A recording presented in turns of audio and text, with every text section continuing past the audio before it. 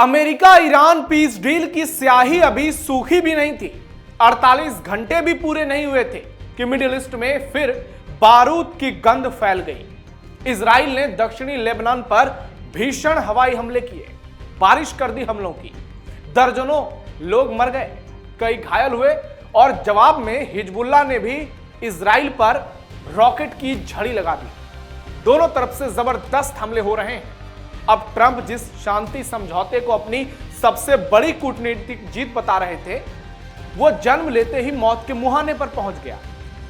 जिस डील में लेबनान समेत सभी मोर्चों पर लड़ाई रोकने की बात कही गई थी, उसी लेबनान में धमाकों की गूंज सुनाई दे रही है। इजराइल के इस कदम से ईरान भड़क सकता है, हिजबुल्लाह और आक्रामक हो सकता है, और हिजबुल्लाह के चलते इजराइल पहले से ही बहुत ज्यादा आक्रामक है, कुछ सुनने के मोड में नहीं है। ऐसे में कभी भी पूरा समझौता ताश के पत्तों की तरफ बिखर सकता है। दूसरी तरफ CIA ने पहले ही ट्रंप को ईरान की नीयत पर चेतावनी दे दी थी, और अब इजराइल की कार्रवाई ने इस पीस डील पर भयंकर संकट खड़ा कर दिया है। क्या ट्रंप ने शांति की जल्दबाजी में एक ऐसा समझौता कर लिया जो कुछ दिनों में ही टूट जाएगा? क्या मिडिल ईस्ट फिर महायुद्ध की ओर बढ़ रहा है और लेबनान पर इजराइल का हमला इस शांति समझौते को खत्म करने का टर्निंग पॉइंट होगा? नमस्कार, टर्निंग पॉइंट देख रहे हैं आप। मैं हूं नवेंदु और आज के इस वीडियो में आपको बताऊंगा कैसे मिडिल ईस्ट में एक बार फिर अशांति की झलक दिखने लगी है। वीडियो लास्ट तक जरूर देखिएगा। खतरे में अमेरिका ईरान पीस डील, 48 घंटे में बज गई खतरे की घंटी। ट्रंप को 11,000 वोल्ट का तगड़ा झटका। मिडिल ईस्ट में फिर महायुद्ध शुरू। इजरायली सेना ने एक बार फिर लेबनान में भीषण हवाई हमले किए हैं। दक्षिणी लेबनान में किए गए हमलों में 20 से ज्यादा लोगों की मौत हुई है। लेबनानी गुट हिजबुल्लाह की ओर से जवाबी कार्रवाई के तौर पर दागे गए रॉकेट में इजराइल के भी 4-5 सैनिकों की मौत की पुष्टि की गई। ये हमले बुधवार गुरुवार की रात किए गए हैं। लेबनान में हालिया दिनों में यह इजराइल का सबसे बड़ा हमला है। इजराइल ने ईरान अमेरिकी डील की परवाह न करते हुए हमले किए हैं। अमेरिकी राष्ट्रपति डोनाल्ड ट्रंप खुद इजरायली पीएम बेंजामिन नेतन्याहू को लेबनान में बमबारी न करने के लिए सीधे तौर पर चेतावनी दे चुके हैं, क्योंकि इससे शांति समझौते खतरे में पड़ता है। लेबनान की नेशनल न्यूज एजेंसी NIA के मुताबिक दक्षिणी लेबनान के नबातीह जिले में इजरायली हवाई हमलों और आर्टिलरी शेलिंग में कम से कम 16 लोग मारे गए। हमलों में कई लोग घायल हो गए हैं और कुछ लोग स्ट्राइक के बाद से लापता हैं। एजेंसी ने कहा कि रात भर इजराइल ने बमबारी की, जिसमें घरों को निशाना बनाया गया।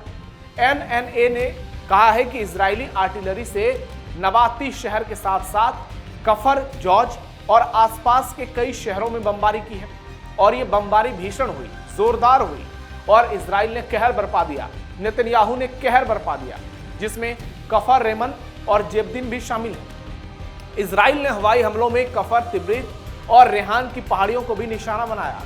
नबाती और हारूफ में 8 लोग मारे गए। लेबनान के अल शर्किया और दोयर के बीच एक घर पर हुए हमले में 4 लोग मारे गए, जबकि कफर सर शहर में हुए हमलों में 3 लोग मारे गए। दोयर म्यूनिसिपैलिटी बिल्डिंग के पास एक मोटरसाइकिल को टक्कर मारने वाले इजरायली ड्रोन हमले में एक व्यक्ति की मौत हो गई और दूसरा घायल हो गया। इजराइल पर हिजबुल्लाह का जवाबी हमला। इजरायली सेना की नॉर्दर्न कमांड के प्रमुख मेजर जनरल ओरी गार्डन की ओर से कहा गया कि उन्होंने हिजबुल्लाह को निशाना बनाया है। हवाई हमले के कुछ घंटे बाद हिजबुल्लाह ने इजराइल के शहर किरियात शमोना और एक दूसरे सैन्य अड्डे पर रॉकेट दागी। हिजबुल्लाह ने इसे पैरामेडिमिक सेंटर पर हुए हमले का बदला कहा है। हिजबुल्लाह के जवाबी कार्रवाई में 4 इजरायली सैनिकों की मौत हुई। मारे गए सैनिकों में से एक IDF की 52वीं बटालियन के कमांडर 32 साल के लेफ्टिनेंट कर्नल डोर गेदालिया बिन सिमोन है। इजरायली सेना के मुताबिक लेबनान से उत्तरी इजराइल की ओर 30 रॉकेट दागे गए। इसमें कई इमारतों को भी नुकसान हुआ। ईरान और अमेरिका के बीच हाल ही में युद्ध रोकने के लिए MOU पर साइन हुए, और तस्वीरें इसकी गवाह दे रही है। डोनाल्ड ट्रंप पेरिस में साइन करते हैं। इसके 14 पॉइंट में से एक में साफ लिखा कि लेबनान समेत सभी मोर्चों पर लड़ाई रोकी जाएगी।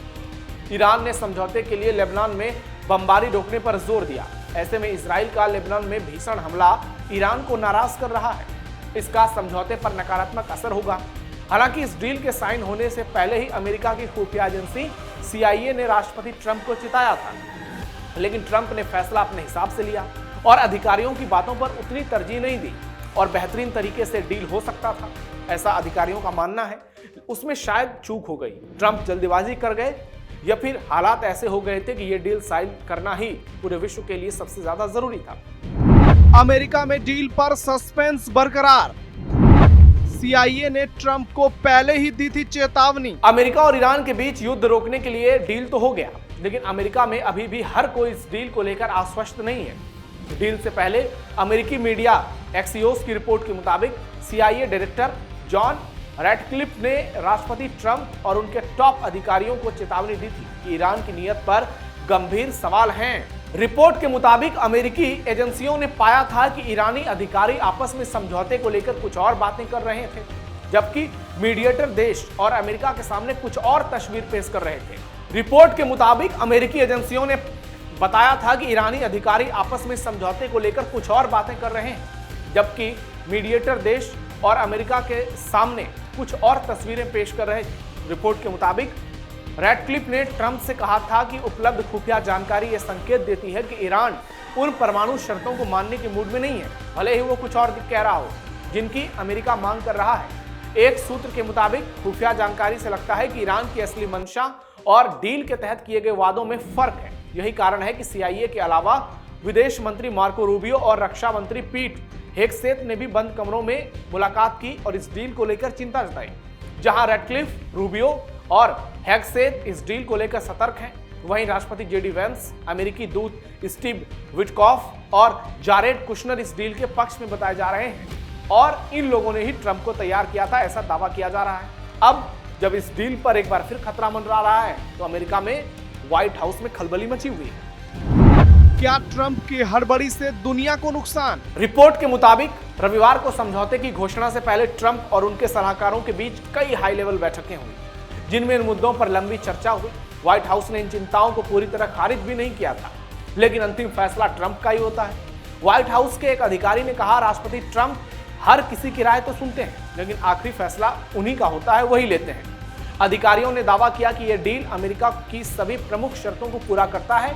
उनका कहना है कि इससे ईरान परमाणु हथियार नहीं बना सकेगा, अपने उच्च स्तर के एनरिच्ड यूरेनियम को नहीं देख पाएगा और दुनिया की ऊर्जा आपूर्ति को बंधक भी नहीं बना पाएगा।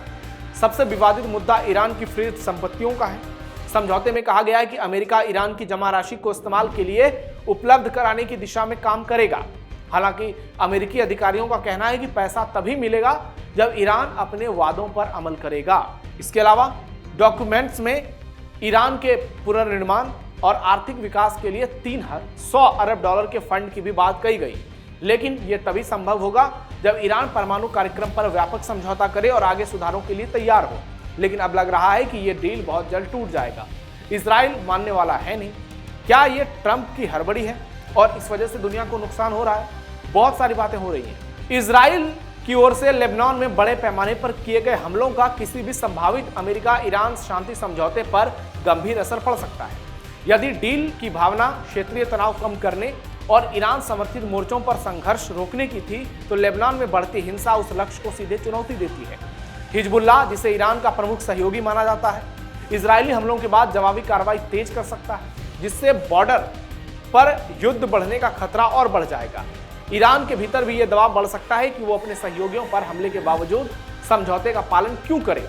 इससे तेहरान में कट्टरपंथी धड़े मजबूत हो सकते हैं और अमेरिका के साथ बने विश्वास का माहौल भी कमजोर पड़ सकता है। दूसरी ओर इजराइल लंबे समय से अपनी सुरक्षा को सर्वोच्च प्राथमिकता बताता रहा है कि और वो कहता रहा है कि हिजबुल्लाह के खिलाफ कार्रवाई को वो किसी हाल में बंद नहीं करेगा। हिजबुल्लाह के खिलाफ कार्रवाई को किसी भी कूटनीतिक प्रक्रिया से अलग नहीं करेगा। यही सबसे बड़ा टकराव बिंदु है। ऐसे हालात में शांति प्रक्रिया पर अविश्वास बढ़ने लगा है, इलाके में फिर से तनाव भड़क रहा है और मिडिल ईस्ट में फिर से अस्थिरता की तस्वीरें दिखने लगी हैं। क्योंकि अगर दोबारा से ये डील खत्म हो जाती है तो फिर समझिए पूरी दुनिया में बड़ा संकट आएगा। फिर हॉर्मुज़ बंद हो जाएगा, फिर आर्थिक संकट होगी, ईंधन की किल्लतें होगी।